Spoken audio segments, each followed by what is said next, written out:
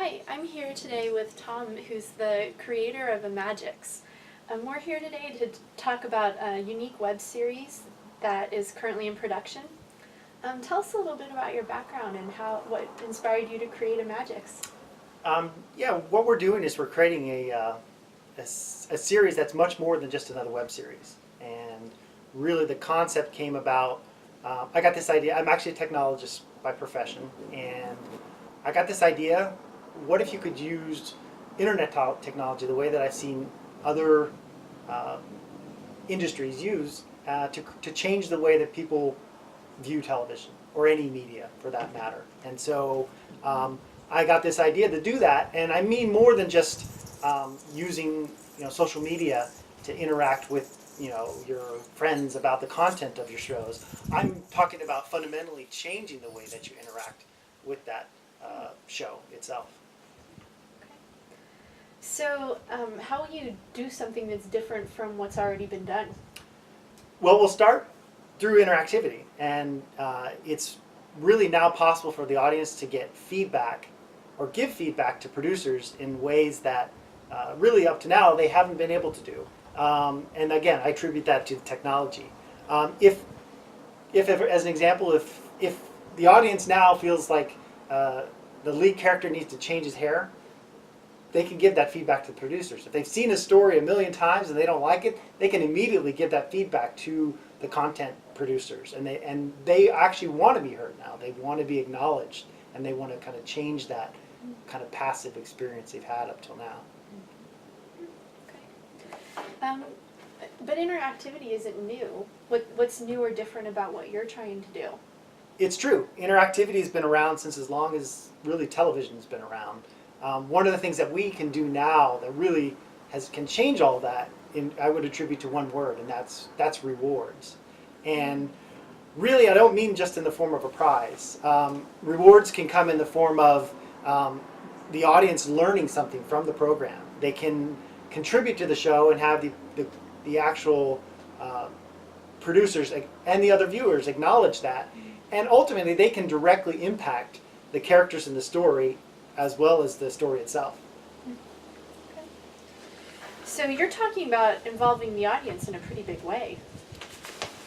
Absolutely. And that last point is kind of what brought about the genesis of Immagix. I thought, what if the audience could truly control the story?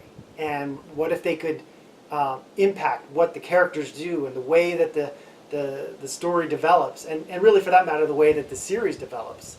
And our goal is to introduce that concept to the world, really, and we're going to start off by giving the audience the ability to directly control our stories, and that's really just the beginning.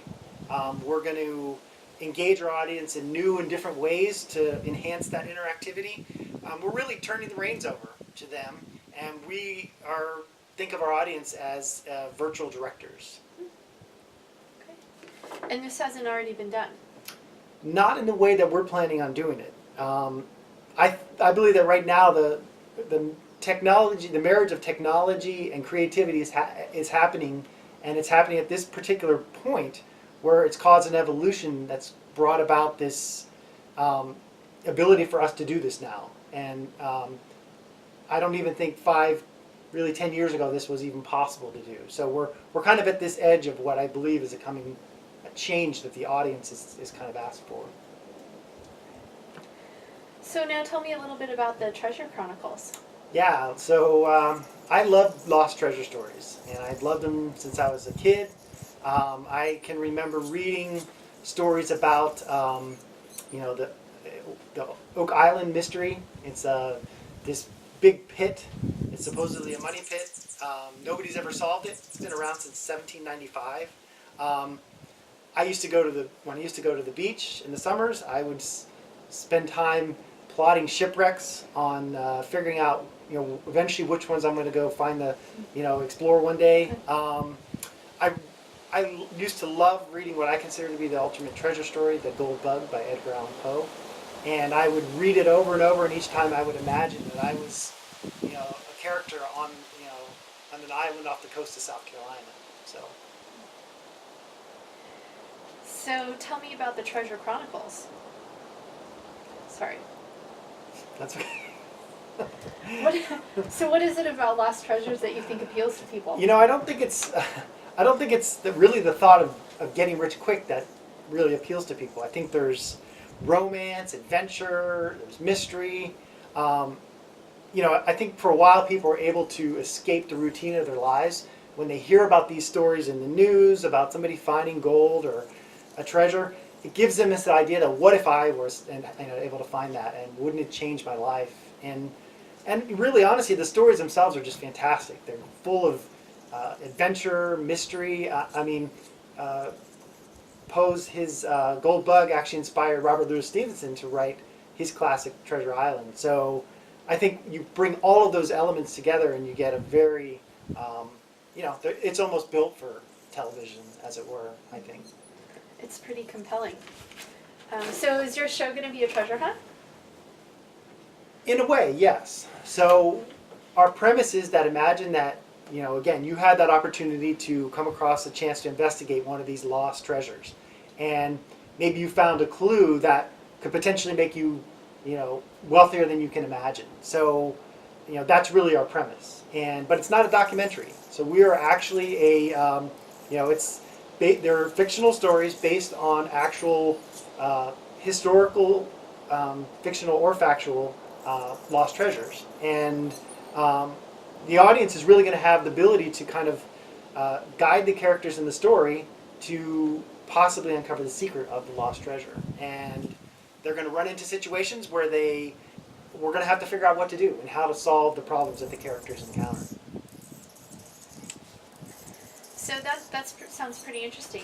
Can you tell us a bit about these stories that the Treasure Chronicles are based on? Yeah, one of the really cool things that we're going to be able to do with these stories is we're going to be able to really borrow from the past. We're going to connect with a lot of the past historical people, places, and events that happen and sort of bring them to life. And in some cases, we're going to actually weave those components into our story. So if the audience looks carefully, they're going to be able to see some of these kind of hidden threads that tie the past and the present together. So it's going to be a really, I think from that standpoint, it'll be almost a merging of the two in a sense. Where will all this be happening? So we won't be shooting on any sets. The Treasure Chronicles is about lost treasures, and we're going to, whenever we possibly can, to try to emulate those locations or actually work in those locations.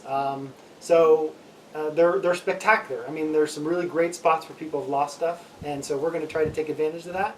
And we're going to, basically be shooting these kind of natural environments, and the audience will, and that actually will bring up a good point, because the audience will have to face these kind of everything that Mother Nature can throw at them and put them in these sort of survival scenarios.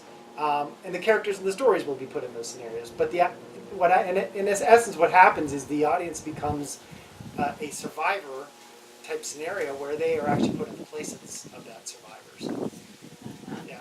That sounds really pretty interesting. Can you give us a sneak peek about your first season? Absolutely. So we're going to be doing, the first season is going to start with a look at